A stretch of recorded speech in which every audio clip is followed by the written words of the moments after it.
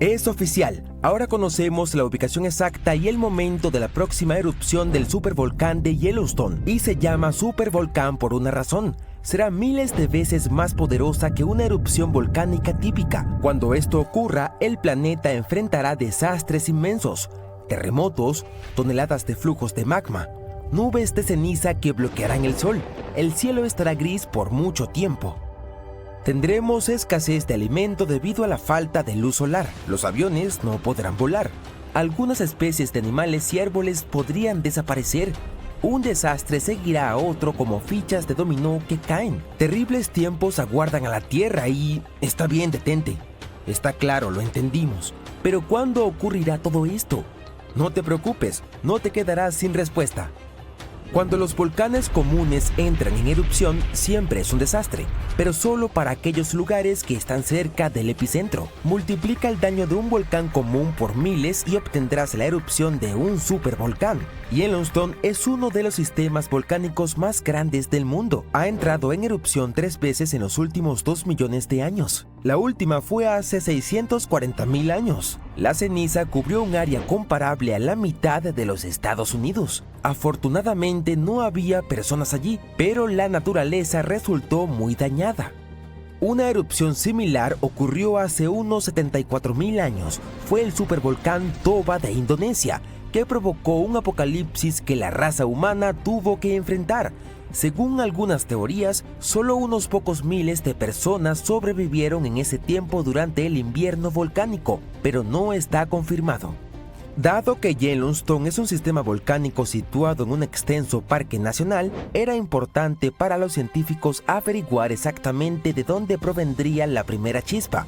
Descubrieron que el magma de Yellowstone no se acumula en un solo lugar, sino que se esconde en varios reservorios subterráneos separados. El reservorio del noreste de Yellowstone, junto a un hermoso lugar llamado Sour Creek Dam, es el más riesgoso. Aquí, el magma al rojo vivo entra en contacto con las rocas calientes del manto, que están ubicadas profundamente en el suelo. Su alta temperatura mantiene el magma en estado líquido. Imagina que pones una olla de leche caliente en la estufa.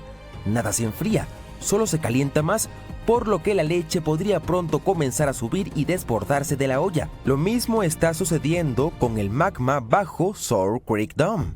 El magma no se enfría allí y en algún momento puede comenzar a salir. Será como una tubería rota de la que brota una fuente de agua hirviendo. ¿Pero cómo se enteraron los científicos? Los reservorios de magma se encuentran a una profundidad de unos 10 kilómetros y toda esta zona es increíblemente caliente. Usaron un método especial llamado magnetotelúrica. El núcleo en rotación de la Tierra crea un campo magnético que rodea nuestro planeta. El magma fluye alrededor del núcleo y contiene muchos minerales que también generan campos magnéticos. Los científicos utilizaron instrumentos especiales que detectan esos campos que emanan del magma. Como un detector de metales encuentra joyas perdidas en la playa. Usando magnetotelúrica, escanearon Yellowstone y descubrieron 4 grandes reservas de magma. 3 de ellas emitían poderosas ondas electromagnéticas y en la cuarta, que se encuentra en el noroeste, registraron una señal mucho más fuerte. Este es el lugar donde se supone que ocurrirá la erupción, pero afortunadamente no sucederá pronto, quizás en decenas de miles de años, tal vez en cientos. Puedes relajarte. Ningún apocalipsis volcánico vendrá pronto. Pero, ¿cómo saben los científicos cuándo este magma comenzará a erupcionar? El magma no tiene un temporizador y el volcán no se despierta con una alarma. El magma fluye dentro de los poros de la roca sólida. Se asemeja a una esponja de platos con muchos agujeros pequeños por los que pasa el agua. El magma penetra en esos poros y los llena. Para que el magma comience a erupcionar hacia afuera, debe llenar al menos el 40% de estos poros. Aproximadamente el 20% está lleno ahora. Pero estas rocas calientes continúan calentando el magma y lo mantienen líquido, permitiendo que fluya entre los poros. En algún momento se conectará con otras piscinas de magma líquido y se convertirá en una gran corriente que ascenderá hasta la superficie. ¿Cómo podemos evitar que esto suceda? Parece que la solución es enfriar las rocas de basalto, pero esto es imposible de lograr. Están a varios kilómetros de profundidad, son incandescentes y son demasiadas. Y en cualquier momento, intentar enfriar una parte del núcleo de la Tierra parece una muy mala idea. Todo lo que podemos hacer es aceptar que la naturaleza tiene sus propios planes. Si la erupción ocurre en decenas o cientos de miles de años, entonces quizás la humanidad encuentre una manera de resolver este problema. Si no, deberíamos prepararnos para las consecuencias. Una enorme catástrofe global comienza con una explosión a gran escala. El magma en erupción produce una cantidad gigantesca de ceniza. Una poderosa explosión de energía hace que la corteza terrestre colapse sobre el reservorio de magma. Esto lleva a la formación de una caldera gigante. Probablemente has visto un cráter enorme en un volcán. Bueno, eso es la caldera. El desastre natural es tan fuerte que ensordece a todos los que están cerca. La onda expansiva levanta cenizas y piedra pómez a una velocidad que supera la del sonido. Los materiales volcánicos alcanzan grandes altitudes en cuestión de minutos. Luego, este pilar de ceniza se extiende y sumerge un vasto territorio en la oscuridad. Las partículas incandescentes en la parte inferior caen por su propio peso y calientan el aire a su alrededor. Es casi imposible respirar. Los trozos al rojo vivo de piedra pómez y ceniza prenden fuego al entorno. Toda esta masa caliente se convierte en flujos piroclásticos que destruyen y queman todo a su paso. Bosques, casas, caminos, todo se convierte en carbón. Ningún avión puede volar allí. Las finas partículas penetran los motores. Además, es imposible ver a través de una nube caliente tan oscura y gris. También es peligroso conducir automóviles. Las partículas volcánicas pueden quemar los neumáticos. Por suerte, gracias a las tecnologías sísmicas, se conoce con anticipación la erupción, por lo que todos han evacuado. La columna de ceniza que ha llegado al borde del espacio sigue expandiéndose en diferentes direcciones. El viento ayuda a la expansión de polvo volcánico. Una gigantesca nube como un paraguas aparece sobre el territorio de Yellowstone. Se ensancha cada vez más y sumerge una gran área en una oscura y caliente penumbra. Durante las 24 horas, la ceniza cae sobre la mayor parte de Estados Unidos y regiones de Canadá. Derriba líneas eléctricas, contamina cuerpos de agua y destruye cultivos. Entonces comienzan las lluvias. El agua se mezcla con la ceniza y cae al suelo en forma de lodo gris. Y no olvides, también es venenosa. La ceniza contiene mercurio, arsénico y plomo en grandes cantidades. Estas masas tóxicas contaminan los ríos, lagos, tierra y aire. Todo este tiempo, el volcán sigue en erupción. Las explosiones de magma, ceniza y piedra pómez pueden durar varias semanas o incluso un mes. Y esto es solo el comienzo. La ceniza pronto comienza a asentarse, pero el dióxido de azufre liberado durante la erupción se dispersa por toda la atmósfera.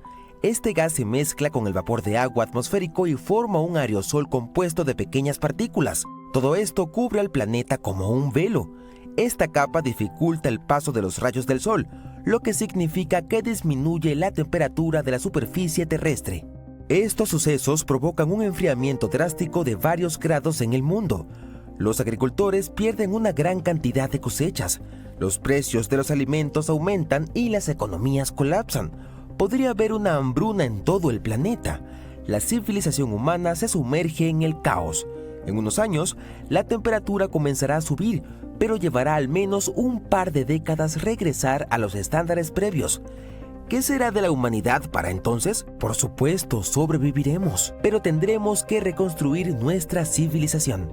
Pero no temas, si nada depende de nosotros, disfrutemos cada día de la vida, seamos agradecidos y ayudémonos mutuamente. Apoyarnos y cuidarnos incluso durante el invierno volcánico es una garantía de que la humanidad sobrevivirá. Era abril de 2025, cuando los geólogos regresaron por primera vez en el año a la cuenca de géiseres Norris en Yellowstone. Y mientras hacían su revisión de rutina, se dieron cuenta de que esta vez algo estaba distinto. Donde antes solo había un pedazo de suelo sin chiste, ahora había un cráter enorme, como de 4 metros de ancho, lleno de un agua rara, lechosa, azul clarito. Todos se espantaron. ¿Era la señal de que el supervolcán de Yellowstone estaba por hacer erupción? De ser así, sería un desastre mundial, del tipo que borra ciudades. Según el Servicio Geológico de Estados Unidos, los efectos se sentirían en todo el planeta. Para empezar, las zonas inmediatas a Yellowstone sufrirían flujos piroclásticos. no es lava como tal, sino una mezcla muy densa de gases volcánicos, ceniza, pómez y bloques de roca al rojo vivo. Esos flujos arrasan con todo a su paso, y una erupción de Yellowstone los lanzaría hacia Wyoming, Idaho y Montana. Las zonas más alejadas se librarían de esos flujos, pero les caería ceniza. Sería especialmente intensa en los estados más cercanos al epicentro. La ceniza sería especialmente peligrosa al respirarla. El peso de la ceniza también sería una amenaza seria. Ahogaría los cultivos y derrumbaría edificios conforme se fuera acumulando. Las consecuencias trágicas serían incontables, pero ya hablaremos de eso más adelante, porque poco después del hallazgo, ese hoyo raro sorprendió hasta a los expertos. Los geólogos encontraron rocas regadas por todos lados. Algunas medían como 30 centímetros de ancho y todas estaban cubiertas de lodo gris. Ese lodo coincidía con las paredes del nuevo manantial termal. Era como si el sitio simplemente hubiera explotado, pero nadie lo había visto ocurrir. El equipo revisó imágenes satelitales antiguas para averiguar cuándo apareció. En diciembre de 2024, el suelo estaba normal. Para el 6 de enero de 2025, ya se veía una pequeña depresión. Y para el 13 de febrero, ese agujero lleno de agua ya estaba ahí. Lo raro fue que los sensores que suelen registrar grandes explosiones hidrotermales no detectaron nada. No hubo estallido enorme ni señales de alerta. Más tarde, se supo que esa abertura extraña no apareció de golpe en una sola explosión. Se formó a partir de varios estallidos pequeños a lo largo del tiempo. Primero, pequeñas explosiones arrojaron rocas. Luego, lodo. Y al final, excavaron el hoyo. Con el tiempo, se llenó de agua rica en sílice. Eso fue un gran alivio para todos. Yellowstone está sobre un supervolcán, y sus grandes explosiones son un escenario de pesadilla. Por suerte, esta vez fue una explosión lenta y de pequeña escala. Dramática sí, pero totalmente manejable. Mira, el Parque Nacional Yellowstone está lleno de géiseres, aguas termales y paisajes de todo tipo. Pero bajo la superficie, todo se pone intensísimo por el supervolcán. Ahora, los supervolcanes suelen ser enormes. A menudo ni siquiera tienen cono, porque suelen ser los restos de gigantescas cámaras de magma que, al vaciarse durante grandes erupciones, dejaron una caldera. Suelen ubicarse sobre puntos calientes. No sorprende que puedan producir supererupciones. Y cuando eso pasa, lanzan a la atmósfera más de 1000 kilómetros cúbicos de ceniza, roca fundida y gases calientes. En otras palabras, 4 supererupciones podrían llenar el Gran Cañón hasta el borde. Los supervolcanes se forman cuando enormes volúmenes de magma ardiente ascienden desde gran profundidad. Este magma sube hasta quedar muy cerca de la superficie, pero no logra romper la corteza. Así, se acumula una bolsa presurizada de magma burbujeante a unos pocos kilómetros de profundidad. La presión sigue creciendo porque cada vez intenta llegar más magma. Y entonces, ¡pum!, ocurre una supererupción. En 2015, investigadores de la Universidad de Utah cartografiaron la cámara principal de magma del supervolcán de Yellowstone y se quedaron helados con su tamaño. Y luego, encontraron otra debajo. Juntas, esas reservas subterráneas podrían contener suficiente roca fundida como para llenar el Gran Cañón 11 veces. Todo ese magma empuja el suelo hacia arriba. Por eso Yellowstone se eleva como de 2 a 5 centímetros cada año. Ese levantamiento lento quizá no suene a gran cosa, pero si le sumas que Yellowstone sigue activo y tiene un índice de explosividad volcánica de 8, como que sí da para pensar qué pasaría si algo se complica. Y sí, Yellowstone ha estado algo inquieto en los últimos años. En marzo de 2023, hubo 354 sismos. La mayoría fueron muy pequeños, pero el mayor alcanzó magnitud 3.7, como parte de un enjambre de 106. Ahora, antes de entrar en pánico, los expertos del Observatorio del Volcán de Yellowstone dicen que no hay razón para alarmarse. No viene una erupción pronto. Los volcanes no siguen calendario. Que Yellowstone lleve mucho tiempo sin estallar no significa que esté por hacerlo. Por ahora, el parque está estable, pero la comunidad científica vigila de cerca todo lo que pasa bajo tierra, los sismos, el levantamiento del suelo e incluso cambios de temperatura, por si acaso.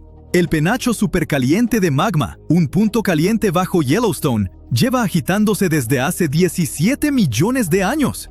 La corteza terrestre se ha ido desplazando sobre él, y el punto caliente fue dejando una hilera de volcanes que se extiende por más de 720 kilómetros a lo largo de la planicie del río Snake. La mayoría de esos antiguos volcanes hoy están enterrados bajo capas de lava y sedimentos. Solo en los últimos 2.1 millones de años, Yellowstone ha desatado 3 erupciones cataclísmicas tan enormes que lograron remodelar el paisaje. Cada explosión envió flujos piroclásticos, ríos de roca ardiente, ceniza y pómez que corrieron por kilómetros a la redonda. Los restos se apilaron en capas de decenas de metros de espesor, y algunas se solidificaron en roca dura parecida a la lava. Cuando esas erupciones vaciaron las cámaras de magma subterráneas, el techo colapsó y se formaron las calderas gigantes que vemos hoy. Y ni después de esas mega erupciones Yellowstone se detuvo. Entre 180.000 y 70.000 años atrás, salieron a la superficie enormes coladas de lava riolítica, a veces de más de 600 kilómetros cúbicos. Algunas siguieron líneas de ventilas de norte a sur. La colada de West Yellowstone ocurrió hace alrededor de 110.000 años. La de Nez Perce Creek fue hace 160.000.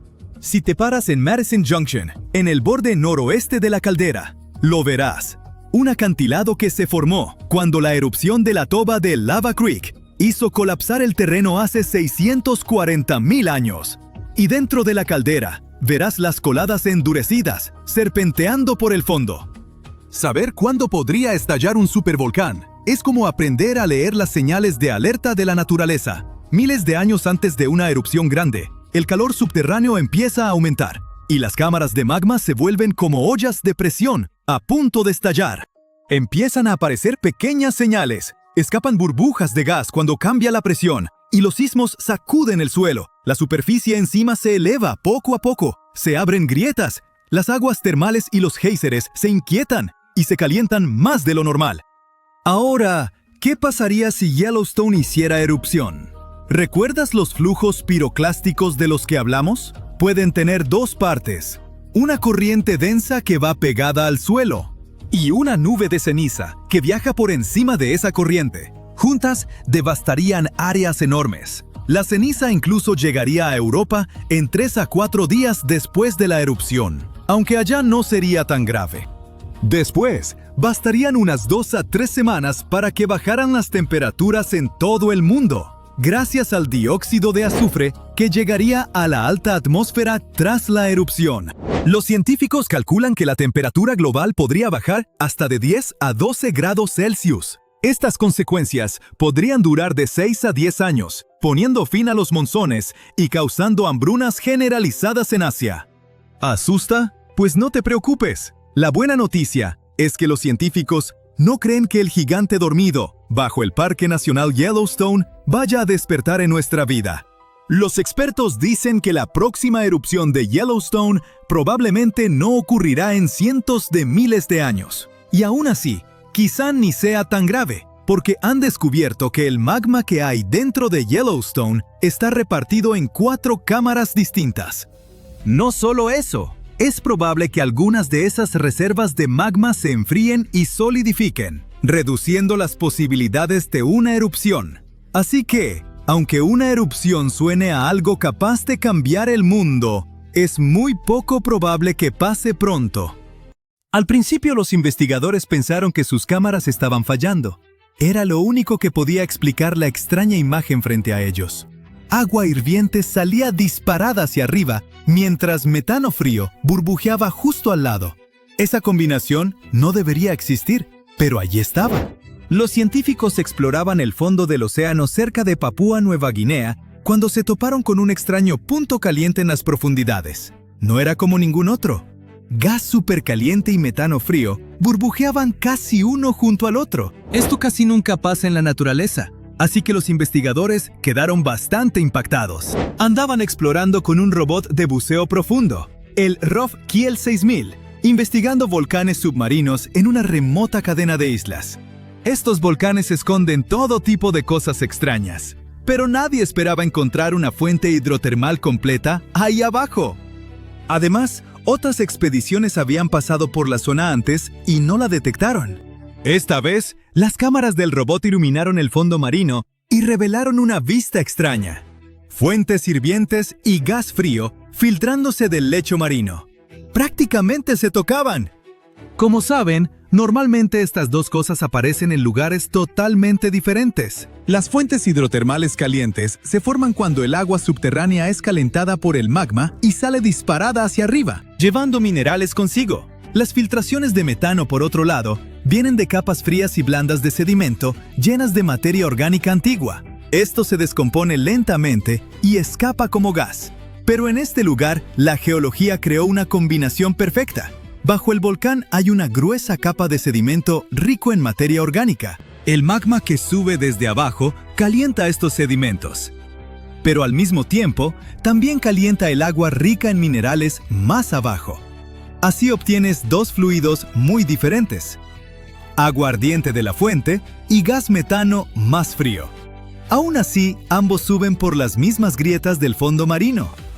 Cuando llegan a la superficie, escapan a solo centímetros de distancia, así que terminas con este extraño vecindario, donde agua mineral hirviente y burbujas frías de metano conviven como mejores amigos. Para los científicos marinos, es como descubrir un unicornio que también puede volar. Es raro, extraño y súper emocionante. Algo aún más emocionante es que junto a esas extrañas fuentes calientes y frías, todo un mini mundo de criaturas ha invadido las rocas.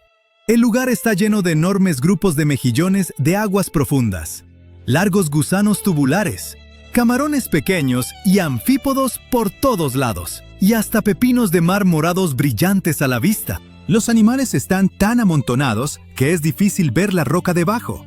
Los científicos están bastante seguros de que algunas de estas criaturas son totalmente nuevas para la ciencia, pero necesitan una expedición especial solo para identificar todo lo que vive ahí. La extraña mezcla de fluidos calientes y gas rico en metano también cambia las rocas mismas. El metano ahí abajo está súper concentrado, mientras que el agua caliente que viene de más adentro del volcán trae químicos consigo. Juntos, crean reacciones inusuales bajo tierra. Por eso, metales como el oro y la plata se han acumulado en las rocas, junto con elementos como arsénico, antimonio y mercurio. Es como una cápsula del tiempo química.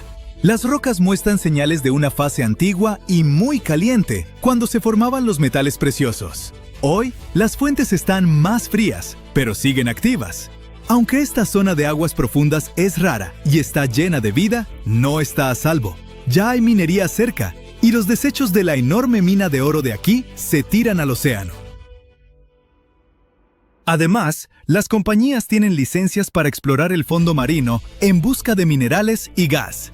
Todo esto pone en peligro a la frágil comunidad de las fuentes, porque muchos animales aquí solo pueden sobrevivir en estas condiciones exactas. Por eso, los científicos piden más investigación y planes de protección sólidos antes de que este ecosistema único sea dañado sin remedio. Este tesoro submarino debe salvarse antes de que la industria lo destruya. Sin embargo, este descubrimiento no es el único ecosistema único que hemos encontrado. En enero de 2025, un iceberg gigantesco llamado A84, del tamaño aproximado de Chicago, se desprendió de la plataforma de hielo George VI en la Antártida. Esta plataforma es enorme por sí sola, con unos 450 kilómetros de punta a punta y unos 250 metros de grosor. Durante el verano antártico, de noviembre a finales de febrero, la superficie de la plataforma se derrite y forma lagos largos y delgados, llamados lagos de cinta. Les pusieron ese nombre porque realmente parecen cintas heladas gigantes estiradas sobre la superficie. Cuando A84 se desprendió y se alejó, expuso parte del fondo marino que había estado sellado bajo el hielo quién sabe por cuánto tiempo. Era un lugar que absolutamente nadie había visto antes. Un equipo de investigación a bordo del barco Falkor también estaba en el mar de Bellingshausen en ese momento. En cuanto supieron del desprendimiento del iceberg, abandonaron su plan original. Básicamente, era la versión de aguas profundas de voltear una piedra enorme en el bosque solo para ver qué vive debajo. Durante 8 días, los científicos enviaron su robot submarino, Sebastian, y exploraron profundidades de más de 1,200 metros. Ahí abajo, en esa oscuridad helada, descubrieron un ecosistema oculto lleno de vida. Enormes corales y esponjas formaban vecindarios submarinos completamente repletos de criaturas. No solo sobrevivían, prosperaban. Sí, los científicos esperaban encontrar algo ahí abajo, pero definitivamente no esperaban ver toda una ciudad submarina de vida antigua. Había anémonas de mar que parecían pequeños árboles esponjosos, arañas de mar caminando como criaturas de otros planetas, peces de hielo, pulpos y toda una mezcla de otros animales. Toda la expedición se transmitió en vivo a investigadores de todo el mundo. Por cierto, las grabaciones siguen disponibles si les interesa.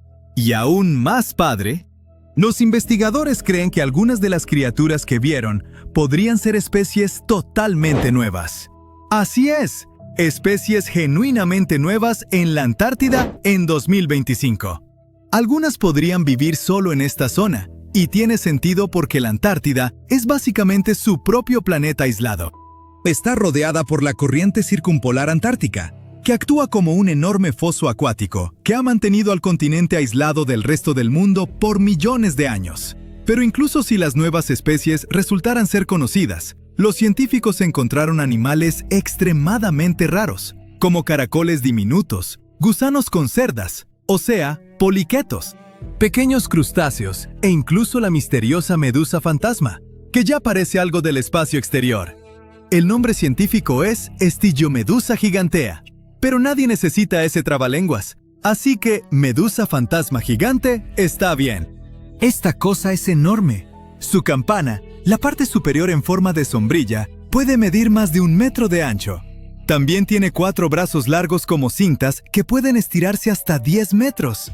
Es el largo de un autobús escolar. De hecho, la primera se recolectó en 1899, pero los científicos no se dieron cuenta de que era un tipo completamente nuevo de medusa hasta 60 años después.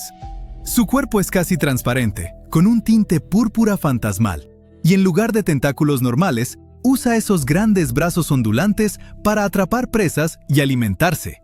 Aunque las medusas no tienen cerebro, la forma en que esta medusa fantasma gigante se movía sorprendió a los científicos. Parecía dirigir sus largos brazos con un control sorprendente, especialmente al pasar por espacios estrechos cerca del fondo marino. Se veía cautelosa y casi intencional, lo cual es algo inquietante. ¿Otra criatura quizás más o menos inteligente acechando en el océano oscuro? ¡Genial! Los investigadores también encontraron gusanos con cerdas. Oficialmente se llaman poliquetos, pero gusanos con cerdas suena mucho más divertido. Estos gusanos son comunes en océanos fríos y profundos, y vienen en muchas formas y tamaños. Sus cuerpos están hechos de segmentos, cubiertos de pequeñas cerdas que les ayudan a arrastrarse, percibir el ambiente y defenderse. Uno que destaca es el gusano de escamas antártico, que tiene cerdas doradas brillantes que lo hacen ver sorprendentemente elegante para una criatura que vive en la oscuridad helada. Así que, como ven, todavía hay un montón de lugares y cosas en la Tierra que no parecen reales, o que ni siquiera deberían existir. Y aún con nuestro nivel de tecnología, es poco probable que descubramos todas las maravillas que el mundo tiene para ofrecer en un futuro cercano. Mientras ves este video, pedazos de continentes se están desprendiendo lentamente desde abajo y son arrastrados hacia el manto oceánico, una capa caliente, mayormente sólida, que se mueve lentamente bajo el fondo del mar. En cuanto estos fragmentos llegan al manto, pueden provocar erupciones volcánicas en partes del océano donde no hay volcanes. Además, cuando los continentes se separan, no solo ocurre en la superficie, sino también muy profundo. Pero eso lo veremos después. Este proceso puede continuar por decenas de millones de años. El nuevo estudio muestra que el interior de la Tierra es aún más dinámico de lo que pensábamos. También explica por qué muchas islas volcánicas, incluyendo la isla de Navidad en el noreste del Océano Índico, contienen niveles inusualmente altos de ciertos elementos químicos. El asunto es que estos elementos normalmente solo se encuentran en la corteza continental. Bueno, Los científicos sospechaban que estos elementos aparecían porque fuerzas poderosas en las profundidades de la Tierra tomaban viejos pedazos de roca reciclados y los mezclaban en el manto. Este proceso funciona un poco como cuando mezclas dos ingredientes para hacer masa de pastel. Pero antes, los investigadores creían que esos elementos venían de dos fuentes principales: sedimentos que se hundieron en el manto cuando las placas oceánicas fueron empujadas hacia abajo, o de plumas del manto. Esas son columnas de roca caliente que ascienden desde lo profundo de la Tierra. Sin embargo, estas explicaciones no encajan con todas las observaciones. En algunas áreas volcánicas, casi no hay señales de que la corteza haya sido reciclada. En otros lugares, el manto parece frío y demasiado cerca de la superficie para ser afectado por la roca caliente ascendente. Los científicos se preguntaban cómo podía pasar esto.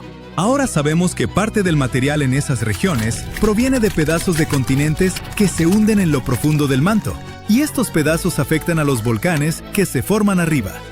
El nuevo estudio también sugiere una idea curiosa. Los continentes no solo se separan en la superficie, también se despegan desde abajo.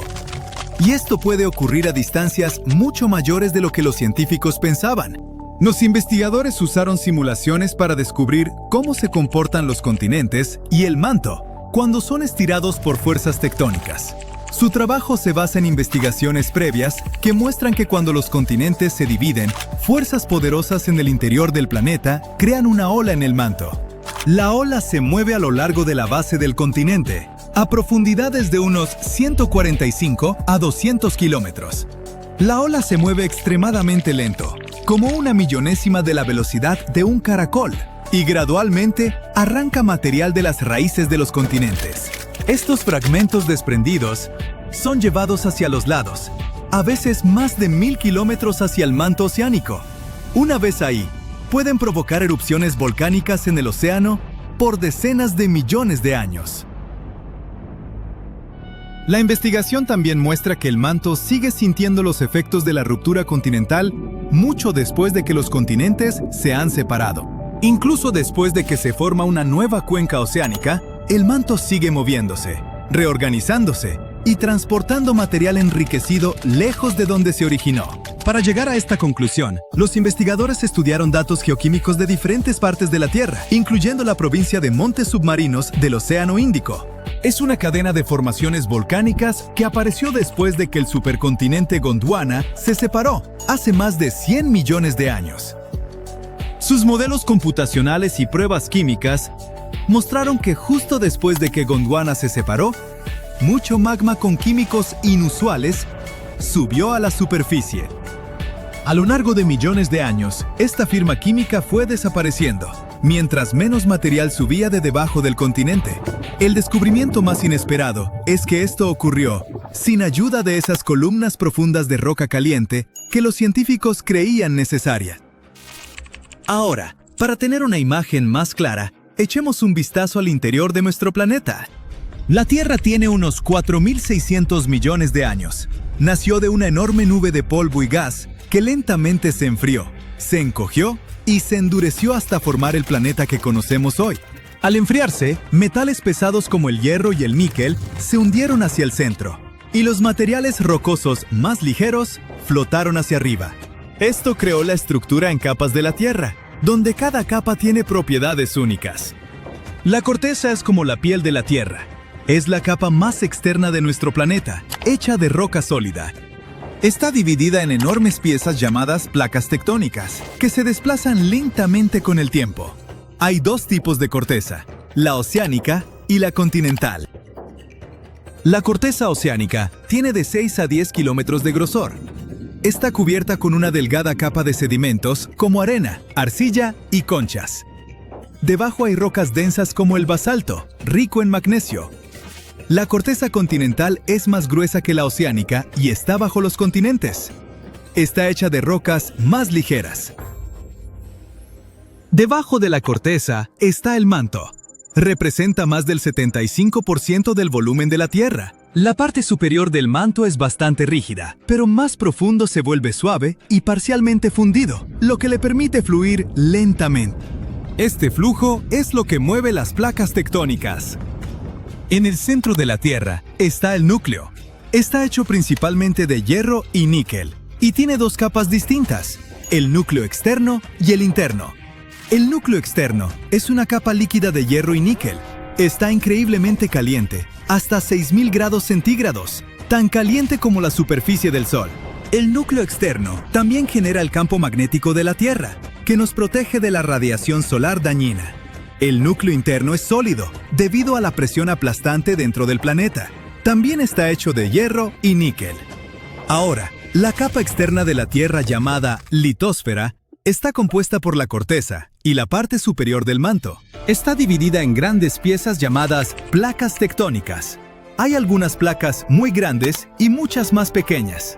6 de las placas principales llevan el nombre de los continentes que cargan, como las placas norteamericana, africana y antártica. Pero incluso las placas más pequeñas juegan un papel importante. Por ejemplo, la pequeña placa Juan de Fuca es responsable de muchos volcanes en el noroeste del Pacífico de Estados Unidos. Las placas se mueven como un montón de viejas bandas transportadoras. Se mueven muy lento, de 2 a 5 centímetros por año. Pero a lo largo de millones de años, este movimiento moldea la cara de nuestro planeta. La mayoría de los terremotos, volcanes y formación de montañas ocurren donde las placas se encuentran, se separan o se deslizan una junto a otra. Hay 3 tipos principales de límites de placas. Convergentes, cuando las placas se mueven una hacia otra. Divergentes, cuando se separan. Y transformantes, cuando se deslizan lateralmente una junto a otra. Cuando las placas tectónicas chocan, la corteza se arruga y se pliega, formando cordilleras. Hace unos 55 millones de años, India chocó contra Asia, creando lentamente el Himalaya, las montañas más altas de la Tierra. La colisión continúa hoy, así que las montañas siguen creciendo. El monte Everest, el punto más alto de la Tierra, podría incluso crecer un poquito más con el tiempo. En algunos límites convergentes, una placa oceánica se sumerge bajo una placa continental, en un proceso llamado subducción. La Tierra de arriba se eleva, formando montañas, y la placa que se hunde se derrite y provoca erupciones volcánicas. Así es como se formaron algunas montañas en los Andes de Sudamérica. Cuando dos placas oceánicas chocan, una usualmente se desliza debajo de la otra, creando fosas oceánicas profundas como la fosa de las Marianas en el Pacífico Norte, el punto más profundo de la Tierra. Estas colisiones también pueden formar volcanes submarinos, que eventualmente emergen del océano y se convierten en cadenas de islas, como Japón. En los límites divergentes, las placas tectónicas se alejan una de otra. En los océanos, el magma de lo profundo del manto sube para llenar el espacio. Esto crea montañas y volcanes submarinos a lo largo de la grieta.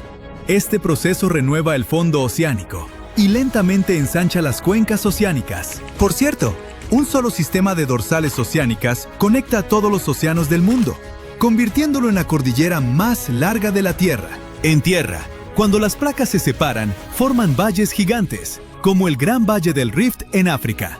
Si este estiramiento continúa por millones de años, el este de África podría separarse y convertirse en una nueva masa terrestre.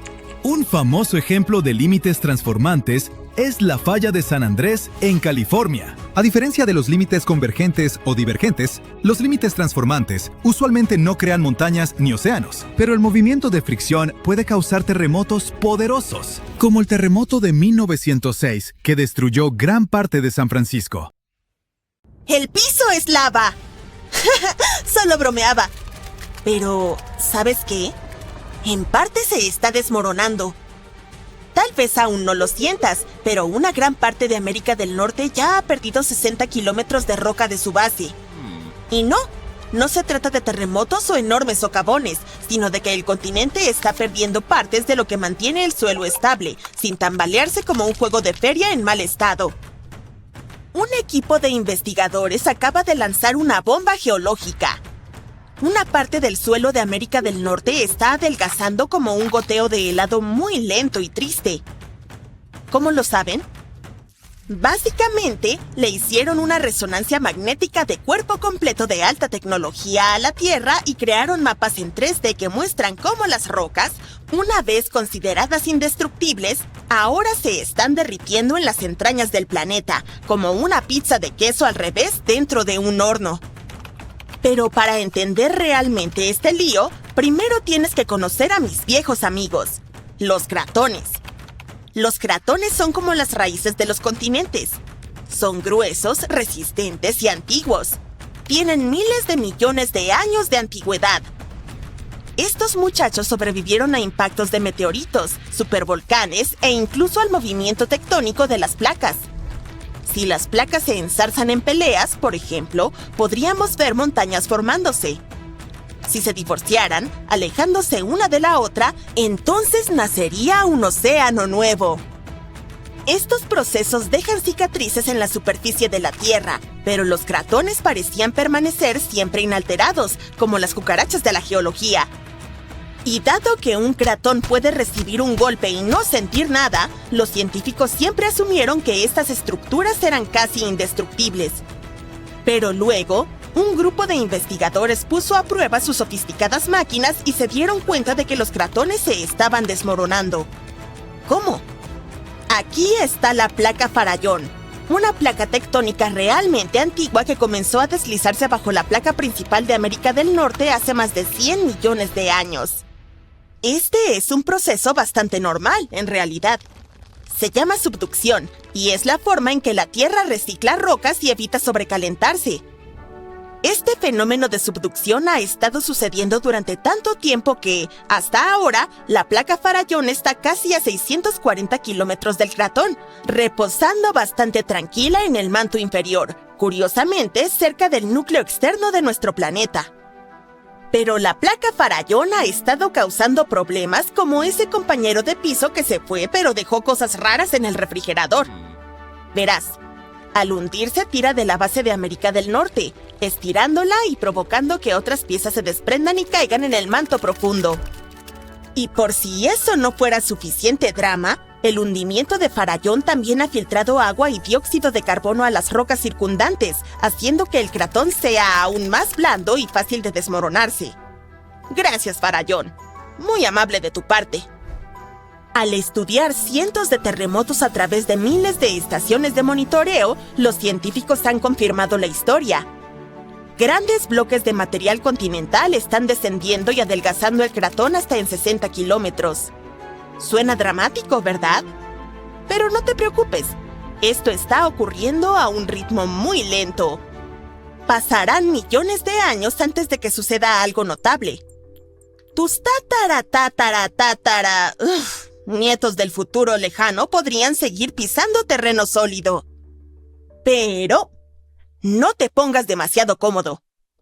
Esto puede no ser un problema urgente, pero hay otro tipo de hundimiento que está sucediendo más rápido de lo que puedes decir ¡ayuda! Aquí está el asunto.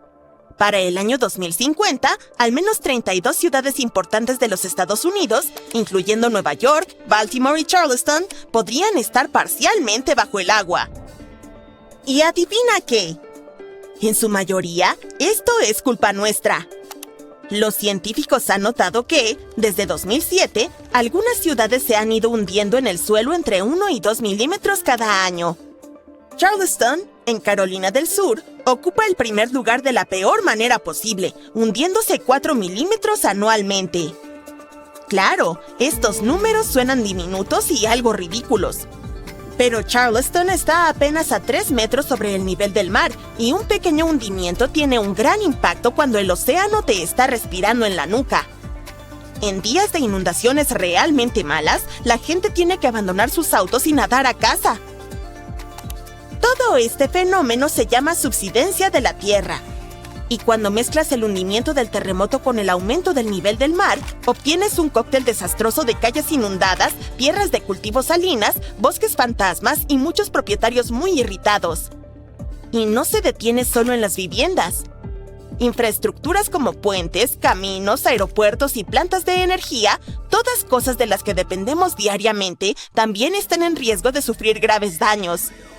Las redes eléctricas inundadas y las autopistas hundidas podrían causar miles de millones más en pérdidas económicas y crear peligros importantes para la seguridad. Bien, seamos justos. No todo es culpa de la humanidad. Algunos de estos problemas se remontan hasta la era del hielo. Hace unos 12.000 años, enormes capas de hielo cubrían el norte de Estados Unidos. Eran pesadas, realmente pesadas.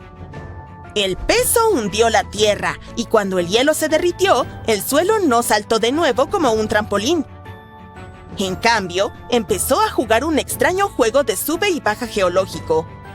Los lugares que habían sido comprimidos comenzaron a elevarse y los que no fueron comprimidos se hundieron. Todo este proceso, llamado ajuste isostático glaciar, intenta decir eso 3 veces rápido, aún está ocurriendo hoy en día.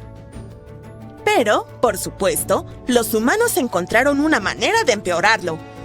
La extracción de aguas subterráneas es un problema. Imagina que es como sacar el relleno de un colchón. Después de un tiempo, todo se hunde. En lugares como el Valle Central de California, la tierra está descendiendo hasta 20 centímetros al año porque seguimos bombeando agua durante las sequías. En ciudades como Nueva York, el problema no es solo el agua. Los propios rascacielos lo están empeorando. Sí, resulta que si apilas millones de toneladas de concreto y acero sobre terreno blando, tiende a aplanarse. Y en caso de que te lo preguntes, la masa total de los edificios de Nueva York es de alrededor de 762,000 millones de kilogramos. Aproximadamente lo mismo que 3,5 millones de estatuas de la libertad apiladas. Con tanto peso concentrado en un área relativamente pequeña, los suelos subyacentes no tienen otra opción que comprimirse con el tiempo. Y si pensabas que no podía ser más complicado, te equivocas.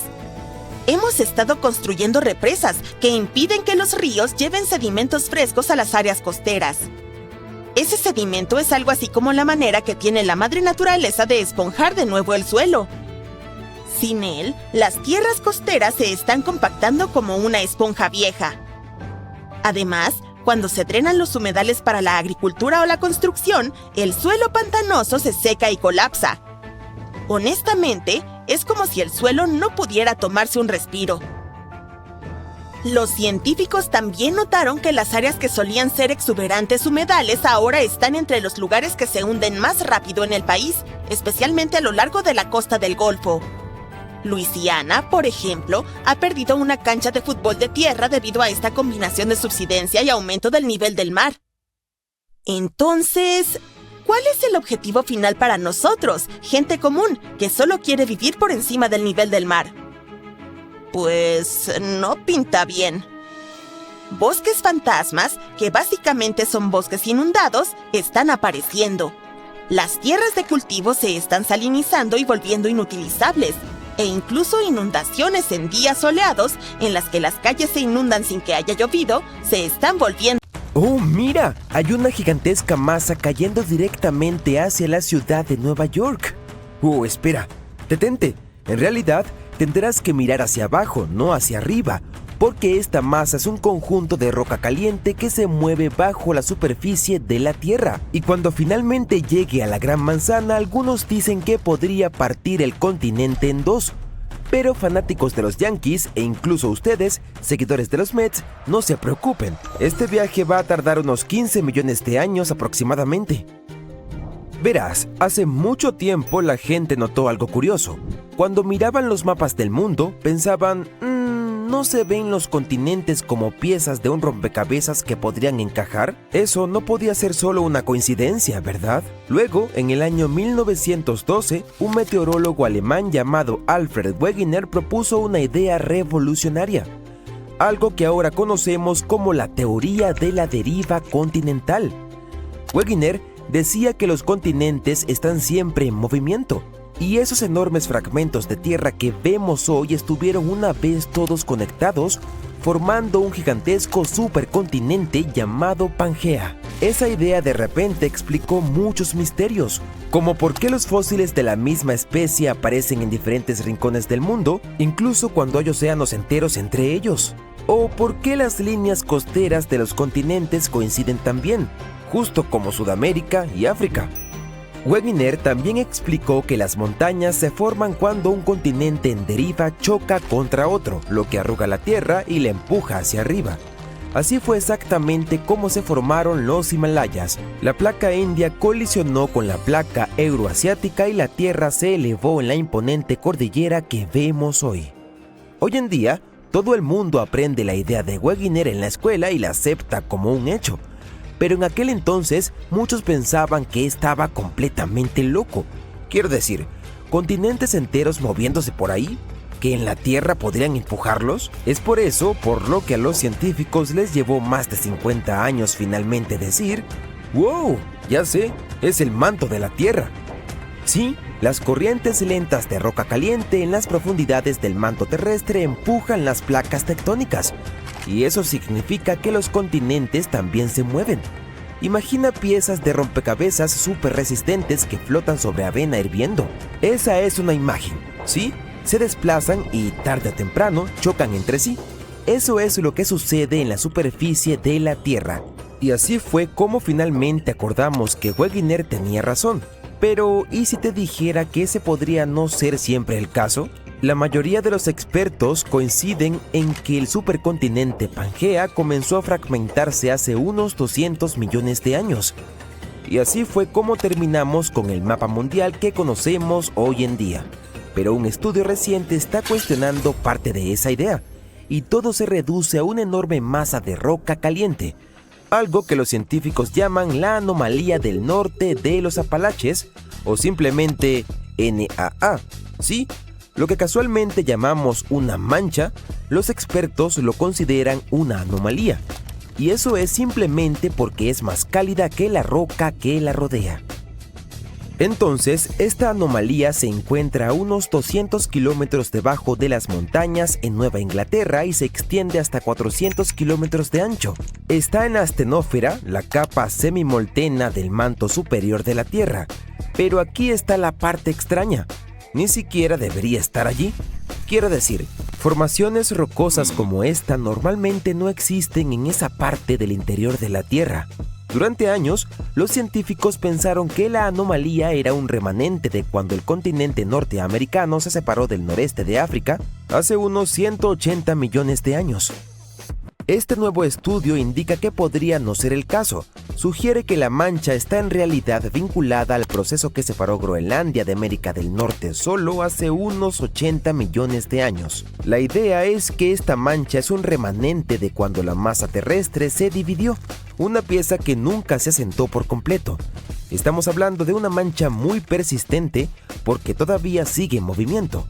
Muy lentamente, pero sigue moviéndose. Avanza solo unos 20 kilómetros en 1.000.000 de años. Con el tiempo ya ha recorrido más de 1.800 kilómetros desde donde apareció por primera vez. Y ahora, neoyorquinos, atención, esta masa de roca abrasadora se dirige hacia ustedes. Está bien, sé que soy un poco dramático. La verdad es que realmente no tenemos de qué preocuparnos. Primero, los científicos dicen que ni siquiera se acercará a la ciudad por al menos 15 millones de años. Y en segundo lugar, aunque le llamemos masa, no es algo gelatinoso. No está resumando y definitivamente no va a abrirse camino a través de la corteza terrestre e invadir el metro de Nueva York ni nada por el estilo. Eso simplemente no va a pasar. ¿Cómo se verá la anomalía o qué podría hacerle al continente en el futuro? Sigue siendo un misterio para los geólogos, pero están bastante seguros de que no tendrá un impacto real en la infraestructura humana ni en nuestra vida diaria. No es como si de repente la lava fuera a brotar por el suelo de tu casa. Eso es porque, al final del día, la burbuja no es más que piedra, como cualquier piedra que ves en la calle, solo que súper caliente, enorme y enterrada profundamente dentro de la tierra. Para explicar por qué esta roca se encuentra en un lugar tan extraño, los científicos propusieron lo que llaman la teoría de la onda del manto. Así que piensa en ello como una lámpara de lava. Después de que los continentes se separan, la roca caliente y pesada puede desprenderse del fondo de las placas tectónicas en burbujas. Esas burbujas, o fragmentos de roca, se mueven debajo de la corteza y crean ondas. Cuando ese material caliente se desliza bajo un continente, actúa como la llama bajo un globo aerostático, le da un pequeño impulso al terreno. Luego, cuando los continentes se expanden y se dividen, se abre un espacio debajo y la roca semifundida lo llena con rapidez. Eventualmente se enfría, se vuelve más pesada y se hunde. Mientras tanto, el material del manto más caliente asciende y crea un área cálida llamada anomalía térmica. Este movimiento repentino sacude la base del continente. Imagina una fila de fichas de dominó. Una pieza cae y las demás la siguen. Bloques de roca empiezan a gotear hacia abajo uno tras otro y con el tiempo se mueven lentamente hacia el interior. Los científicos piensan que estas corrientes de roca continúan fluyendo, ondeando bajo la superficie durante millones de años. Saber todo esto es importante porque la anomalía podría haber influido en la conformación del terreno sobre ella. Por ejemplo, puede haber elevado algunas montañas antiguas durante los últimos millones de años. Eso ayuda a explicar un gran misterio de la región. ¿Por qué los Apalaches siguen en pie? Es decir, ¿por qué no se han desgastado tanto como cabría esperar después de tanto tiempo? Piénsalo, los Apalaches son ancestrales. Esta cadena montañosa en América del Norte comenzó a formarse hace cientos de millones de años, mucho antes que los dinosaurios. Con todo ese tiempo, la lluvia, el viento y la erosión ya deberían haberlas desgastado hasta casi desaparecer. Honestamente, algunos geólogos esperaban que fueran al menos colinas ondulantes, pero no. Todavía son montañas, bonitas además, y mucho más grandes de lo que deberían ser. Y aquí es donde entra en juego la burbuja. Mira, cuando una gigantesca bolsa de roca supercaliente se encuentra debajo de una cadena montañosa, realmente puede darle a la corteza un pequeño empuje. Es como poner un globo. Frankenstein, un tiempo increíblemente frío y toneladas de lava. ¿Qué tienen estas cosas en común? Todas se remontan al Monte Tambora. Este volcán de Indonesia tuvo un impacto tan grande que las consecuencias se sintieron en Suiza incluso un año después, y estos lugares están separados por miles de kilómetros. Pronto podríamos enfrentarnos a algo similar de nuevo. Quédate aquí porque estoy a punto de revelar el lugar exacto donde se espera que ocurra la próxima erupción en 2025. En 1815, el Monte Tambora hizo erupción con una fuerza sin precedentes y envió una colosal nube de partículas finas a la atmósfera. Esta nube reflejaba la luz solar y provocó un enfriamiento global e incluso el año sin verano en 1816. Las temperaturas se desplomaron, las cosechas fracasaron y las familias de todo el mundo enfrentaron escasez de alimentos e incluso diversos problemas de salud. Dato curioso: Frankenstein apareció debido al clima anormalmente frío del verano de 1816. La autora, Mary Shelley, quedó atrapada en interiores en Suiza y escribió esta historia para pasar el tiempo. Pero ese es el único resultado positivo. En Inglaterra e Irlanda, la gente luchaba por encontrar comida. Las cosechas fueron muy malas y este año sin verano costó muchas vidas, todo por la erupción en Indonesia. Si bien muchos otros volcanes han hecho erupción desde entonces, ninguno ha tenido consecuencias tan dramáticas como el Tambora. Sin embargo, el profesor de climatología Markus Stoffel de la Universidad de Ginebra cree que las erupciones potencialmente graves no son solo cuestión de suerte, sino de tiempo. Así que depende de nosotros. Podemos quedarnos quietos y esperar lo inevitable o podemos empezar a prepararnos. Esta futura erupción ocurrirá en un mundo que es muy diferente del de 1815. No solo nuestro planeta está ahora más densamente poblado, sino que también hemos pasado por cambios irreversibles que afectan nuestra vida diaria. Bien, si piensas que los volcanes siempre son los malos del cuento, estás en un error. De hecho, han desempeñado un papel crucial en la evolución de nuestro planeta. Ayudan con la formación del terreno, el desarrollo de la atmósfera y la modulación del clima. Basta con mirar a Yellowstone, por ejemplo. Cuando la lava espesa emergió a la superficie, se extendió por el paisaje y transformó la zona para siempre. Cuando los volcanes hacen erupción, liberan una mezcla de lava, cenizas y gases, incluyendo dióxido de carbono. Pero no te preocupes, en comparación con las emisiones de los combustibles fósiles, la cantidad de los volcanes es bastante pequeña. Lo que realmente están vigilando los científicos es el dióxido de azufre, ya que puede tener un gran impacto en nuestro clima. Cuando ocurre una erupción volcánica importante, puede lanzar dióxido de azufre hacia la estratosfera, que se encuentra aproximadamente a 11 kilómetros de altura en la atmósfera. Una vez allí, se transforma en diminutas partículas de aerosol que dispersan la luz solar y enfrían el planeta. Sin embargo, este efecto de enfriamiento no es inmediato. Esas partículas pueden permanecer durante un par de años e incluso circular por todo el mundo. Hoy en día, contamos con equipos especiales para monitorear las emisiones de dióxido de azufre desde el espacio. Tomemos como ejemplo el Monte Pinatubo en Filipinas. Durante su erupción de 1991, liberó alrededor de 15 millones de toneladas de dióxido de azufre. Ahora bien, aunque eso es mucho, no fue tanto como en la erupción del Tambora.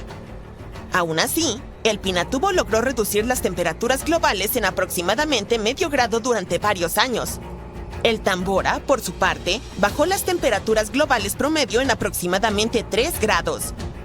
Sé lo que podrías estar pensando. Eso no es mucho. Pero créeme, marca la diferencia. Si el planeta se calienta solo 1 grado, podría afectar los niveles del mar. Los expertos piensan que podríamos ver un aumento de hasta 20 centímetros para finales de este siglo. Esto podría eliminar gran cantidad de tierras de cultivo y hábitats costeros, lo que sería un gran golpe para muchas comunidades. Entonces, tal vez una erupción volcánica que pueda enfriar el planeta sea como un mecanismo natural que nos ayuda. No exactamente. Aunque sí enfría el planeta, no te dejes engañar pensando que es el tipo de frescura que nuestro mundo necesita. Estos cambios de temperatura pueden afectar los cultivos, como ocurrió en 1816. También hay evidencia de que las grandes erupciones pueden interrumpir los patrones de lluvia y provocar así condiciones más secas en las regiones de monzón en África y Asia. Verás, el monzón de verano depende de la diferencia de temperatura entre la Tierra y el océano, la cual puede ser alterada por la actividad volcánica. Curiosamente, un clima más cálido puede potenciar los efectos de enfriamiento de las erupciones volcánicas. Los expertos explican que la formación y el movimiento de las partículas de aerosol dependen de las condiciones climáticas. A medida que las temperaturas globales aumentan, una circulación de aire más rápida puede dar lugar a partículas de aerosol más pequeñas, que son más efectivas para dispersar la luz solar y, por lo tanto, intensificar el efecto de enfriamiento. Los océanos también contribuyen a esta dinámica.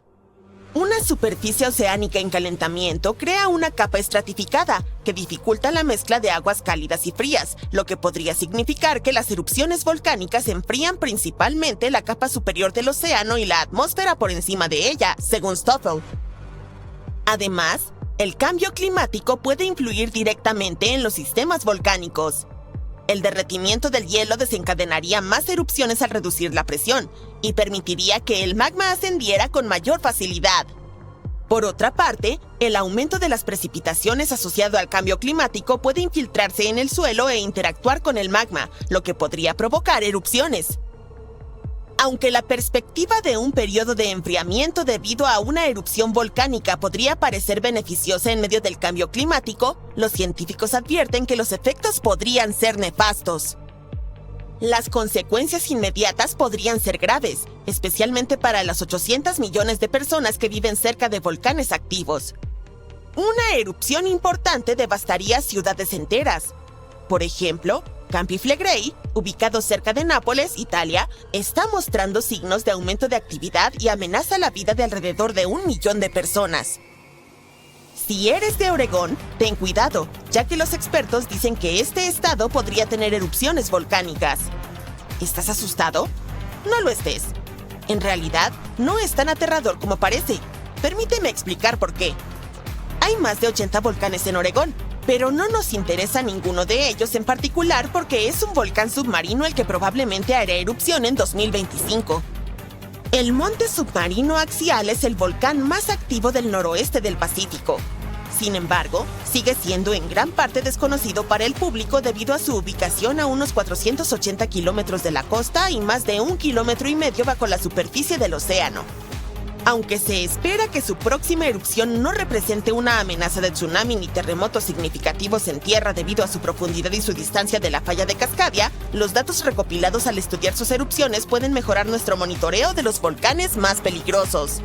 La llamamos una erupción amistosa, ¿te parece? En realidad, predecir erupciones es un esfuerzo complejo.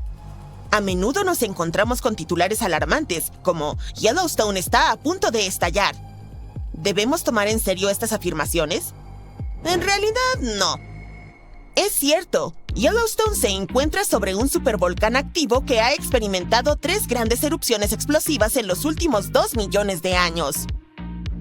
La última erupción ocurrió hace unos 70.000 años, y la explosión más importante fue hace alrededor de 631.000 años, que formó la enorme caldera de Yellowstone. Naturalmente, muchas personas están interesadas en saber si Yellowstone volverá a hacer erupción y cuándo podría suceder. Afortunadamente, los científicos están utilizando nuevas técnicas para ahondar en estas cuestiones. Un estudio reciente sugiere que es poco probable que Yellowstone pase por otra erupción importante en el futuro cercano. La razón es que el magma debajo del parque está dividido en una red de cámaras separadas. Aunque todavía hay una cantidad considerable de magma presente, no está lo suficientemente interconectado para sustentar una erupción. Estudios anteriores proponían la existencia de una capa inmensa de magma debajo de Yellowstone, pero los hallazgos recientes desafían esa idea. Para obtener una comprensión más clara de las dinámicas subterráneas, los investigadores utilizaron una técnica llamada magnetotelúrica, que emplea los campos electromagnéticos naturales de la Tierra en lugar de ondas sísmicas. Debido a que el magma es un buen conductor de electricidad, este método es particularmente efectivo para mapear rocas fundidas. Es posible que hayas escuchado que el Parque Nacional Yellowstone está situado encima de un gigantesco volcán. Esa es la razón por la cual la región tiene potentes géiseres y fuentes termales.